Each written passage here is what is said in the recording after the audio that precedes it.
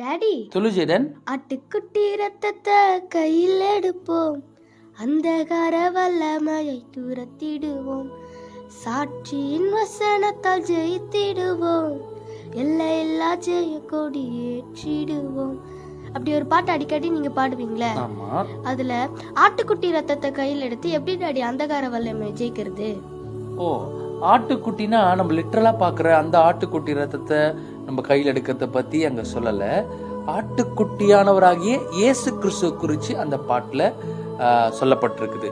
பாரஜிடன், அந்த காலத்துல ஒரு மனுஷனுடைய பாவம் போனோம்னா ஒரு ஆட்டையோ மாட்டையோ பலி செலுத்தி அந்த ரத்தத்தினால அந்த பாவம் நிவர்த்தி ஆகும்னு பழைய ஏற்பாட்டு காலத்துல அது பின்பற்றப்பட்டுச்சு. இப்ப பாரு, ஒவ்வொரு மனுஷனுடைய பாவம் போனோம்னா ஒவ்வொரு முறை ஒரு ஆட்டை வெட்ட முடியாது. ஒட்டுமொத்த உலகத்தினுடைய பாவத்தை நிவர்த்தி பண்ணணும்னா அதற்காக தான் இயேசு கிறிஸ்து அவர் கிருபாதார பலியா ஒப்பு கொடுக்கப்பட்டார். அவர் இந்த பூமியில வந்து அவர் ஊழியம் செய்து சிலுவிலே அறையப்பட்டு ஒரு சொட்டு ரத்தத்தை கூட தனக்காக வைத்துக் கொள்ளாமல் எல்லா ரத்தத்தையும் ஒட்டுமொத்த உலகத்தின் பாவத்துக்காக அவர் சுமந்து தீர்த்து ஒட்டுமொத்த பாவத்தையும் நிவர்த்தி செஞ்சார். அதுதான் யோவான் 1ஆம் அதிகாரத்துல யோவான் சொல்றாரு 29ஆம் வசனத்துல, இதோ உலகத்தின் பாவத்தை சுமந்து தீர்க்கிற தேவாட்டுக்குட்டி. யோவான் ஏசப்பா போறத பார்த்துட்டு அவர் சொல்றாரு, இதோ இவர் தான் உலகத்தின் பாவத்தை சுமந்து தீர்த்த தேவாட்டுக்குட்டி.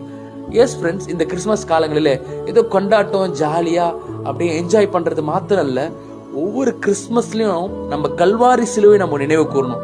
ஏன்னா கல்வாரி சிலுவையில சிந்தின ரத்தத்தின் மூலமாக தான் ஆண்டவர் நமக்கு ரட்சிப்பை கொடுத்திருக்கிறார். பாவத்திலிருந்து, சாபத்திலிருந்து, தரித்திரத்திலிருந்து, வியாதியிலிருந்து எல்லாவற்றையும் கர்த்தர் நம்மை விடுதலையாக்கி இருக்கிறார். அதனால அவர் தான் ஆட்டுக்குட்டியானவர். அவரையே உயர்த்துவோம். அவர் நமக்கு பலியாய் கொடுக்கப்பட்டார்.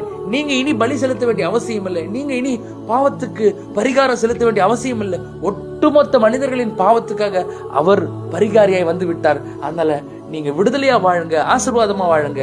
God bless you all.